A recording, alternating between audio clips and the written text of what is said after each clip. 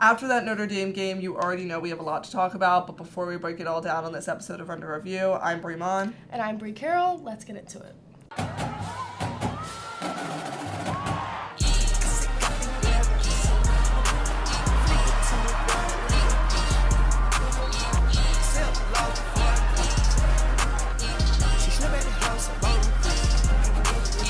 I'm sure you've all seen the terrible news, Azzi Fudd being out for 3 to 6 weeks due to a knee injury. You might have caught it in the Notre Dame game, but Aaliyah got pushed off a foul. Aaliyah kind of pushes into Azzi's knee. Unprecedented, unexpected, unnecessary. What do you think about it? I just think it's really eerie that it happened almost a year to the day from Paige's injury last year, and they're both knee injuries. Obviously, Paige's happened as a non-contact injury, but it's still really eerie to know that it's against the same team almost a year to the day.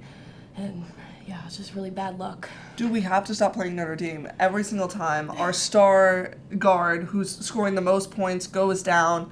It's a little strange, just the same opponent, 364 days apart.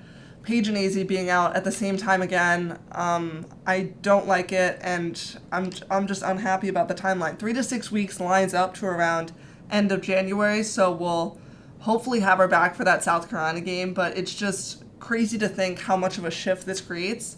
Azzi Fudd being one of the leading scorers in the nation, 24 points on average. Having zero that game, we just already knew there was an issue, and now we're going to have to somehow make up for 24 points. Very concerning. It's the curse of the Irish. We have to stop playing Notre Dame. And then it's the question of, are we an injury-prone team? We've seen Azzi already be hurt last year, be hurt in high school. Paige is now out 2 seasons in a row. Are we recruiting people that end up just getting hurt?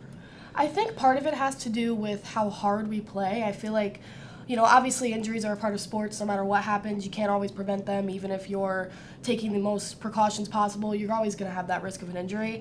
So I feel like just because we always practice hard and we always play hard, it just kind of gives us at more of a risk of an injury.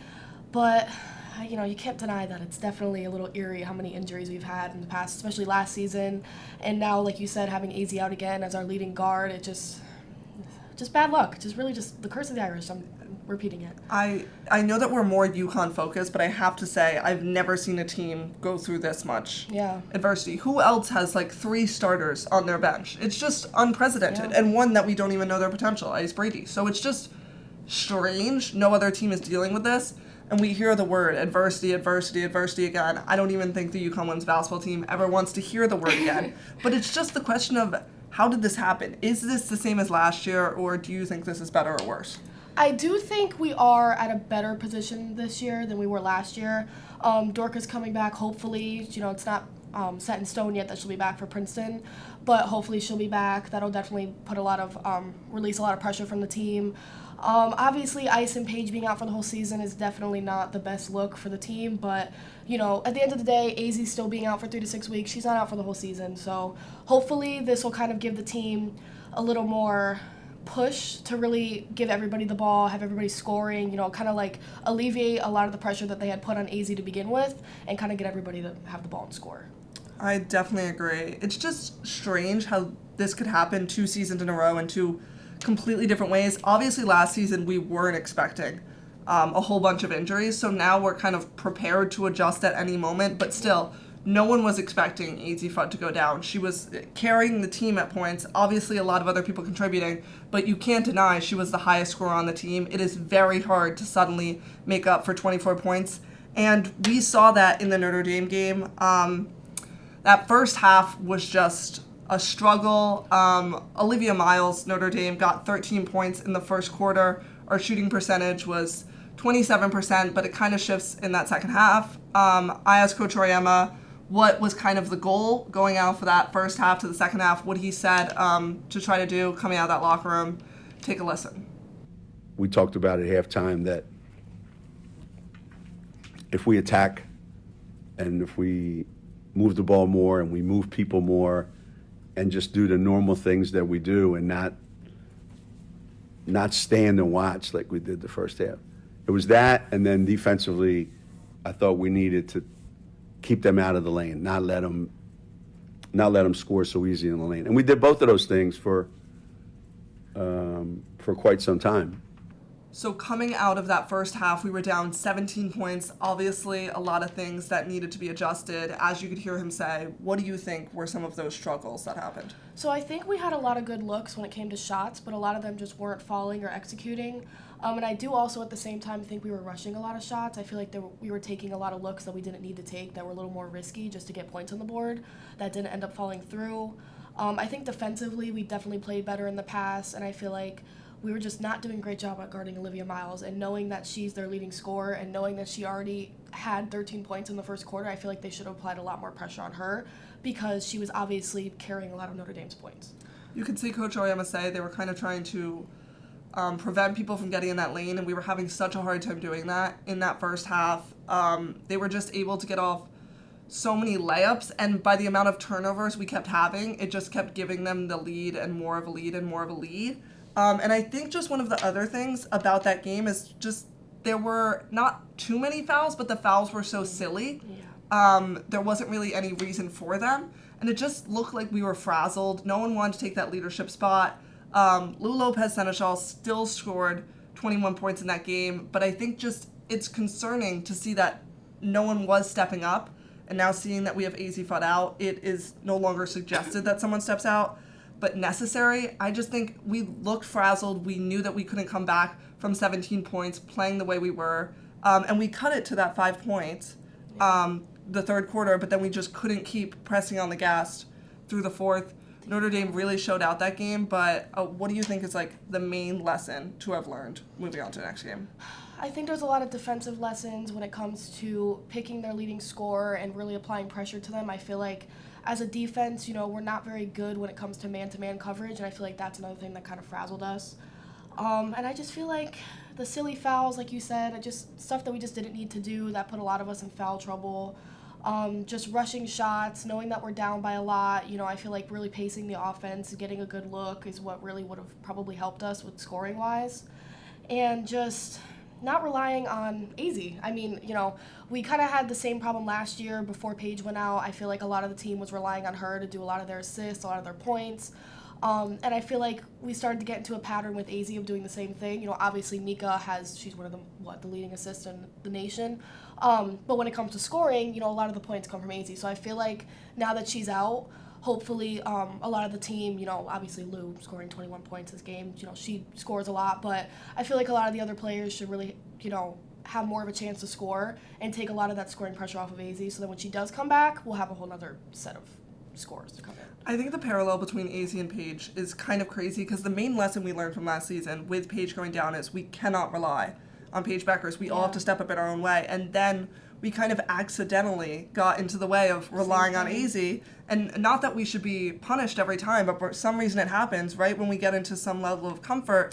They take that away, and I think that's just kind of the lesson to be learned. Nothing is guaranteed day to day, so they all kind of have to show out in their own way. But the question is, what are we without Fudd? We're now missing 24 points, probably a game, and then Dorka Juhas will be a game time decision for Princeton, so we're kind of shorthanded on the guards and on the post. This presents the question of, is Amari DeBerry stepping up? Will Inez Betancourt have to go in? It's just, what do you think is going to be the outcome without Fudd there? I definitely think Amari DeBerry, with the 2 threes that she shot in the Notre Dame game, she really showed out for that. She wasn't in for long, but I feel like those 2 threes were desperately needed, not only for the team, even though we were still down. I feel like it kind of just helped the scoring in general, but also for her own confidence. I feel like her scoring those 2 threes will really help her mentally to really step up. I think Inez also had a big confidence boost in the last game where she shot her first points. And I feel like when it comes to stepping up, I feel like Nika is definitely going to have to step up as a scorer. Obviously, like I said before, she's one of the leading assist leaders in the nation. But I feel like when it comes to scoring, I feel like she has a lot more potential than what she realizes of herself when it comes to shooting threes and when it comes to driving, making layups. So I feel like she's going to have to step up a lot as a scorer. Yeah, I think my biggest concern is really Aaliyah Edwards. She's been doing great, but so much pressure is being applied to her. Yeah. I kind of need Ayanna Patterson to come a little bit more out of her shell, because even with Dorka Juhas coming back, she's probably going to be tentative in the first game. She probably can't be as aggressive kind of coming back from injury. Yeah. So I think Patterson just is slowly getting that boost of confidence, but it would be nice to see soon. Additionally, Caroline Ducharme, we've seen her do it before. I need her to come back to her full potential, because now with how shorthanded we're getting, it's no longer like maybe they can come back. It would be great if they could add this. Like, we need them to step up. Definitely, though, from what we saw last year, I feel like Caroline does thrive kind of in a high-pressure situation, oddly enough. Usually it's the opposite. But when they really needed her to step up last year, when they were so shorthanded, that's when she became to get out of her comfort zone and score a lot of her points. So maybe this will actually be another good thing for her in a sense, where she could kind of have, you know, her confidence boost and be able to step up and score like she was last year.